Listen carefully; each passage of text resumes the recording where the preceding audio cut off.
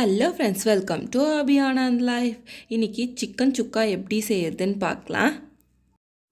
ஒரு வாண்டலில் 3 table spoon எண்ணெய் சேர்த்திக்கலாம். கொஞ்சமாக சின்ன வெங்காயம் 2ஆக கட் பண்ணி வச்சுருக்கேன், அதை சேர்த்திக்கலாம். வெங்காயம் ஓரளவுக்கு வணங்கினதும் ஒரு 4 பச்சை மிளகாய் வச்சுருக்கேன், அதை சேர்த்திக்கலாம். மிக்ஸ் பண்ணி விட்டுட்டு சிக்கன் சேர்த்திக்கலாம்.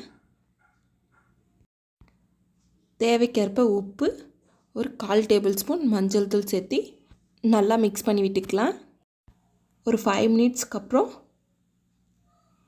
எண்ணெய் பிரிஞ்சு வரும், அப்போது 1 டேபிள் ஸ்பூன் மிளகாய் தூள் சேர்த்திக்கலாம். மிக்ஸ் பண்ணி விட்டு ஒரு சின்ன தக்காளி கட் பண்ணி வச்சுருக்கேன், அதை சேர்த்திக்கலாம். தக்காளி நல்லா மசிஞ்சப்புறம் 1/2 டேபிள் ஸ்பூன் மல்லித்தூள் சேர்த்திக்கலாம். 1 டேபிள் ஸ்பூன் கரம் மசாலா சேர்த்திட்டு நல்லா மிக்ஸ் பண்ணிவிட்டு கொஞ்சமாக தண்ணி சேர்த்திக்கலாம். அப்புறம் 1 டேபிள் ஸ்பூன் இஞ்சி பூண்டு விழுது சேர்த்திக்கலாம். இஞ்சி பூண்டு பேஸ்ட்டு பச்சை வாசனை போகிற வரைக்கும் வணக்கி எடுத்துக்கலாம். சிக்கனில் கொஞ்சமாக தண்ணி விடும், நம்ம கொஞ்சமாக தண்ணி விட்டுருக்கோம், அதுவே சிக்கன் வைக்கிறதுக்கு போதுமானதாக இருக்கும். இப்போது தட்டு போட்டு மூடி விட்டுக்கலாம். உங்களுக்கு தண்ணி தேவைப்பட்டுச்சுன்னா லைட்டாக சேர்த்திக்கோங்க. ஒரு 15 மினிட்ஸ் வேக வச்சு எடுத்துக்கலாம். அடி பிடிச்சிடாமல் அடிக்கடிக்க கிண்டி விடுங்க.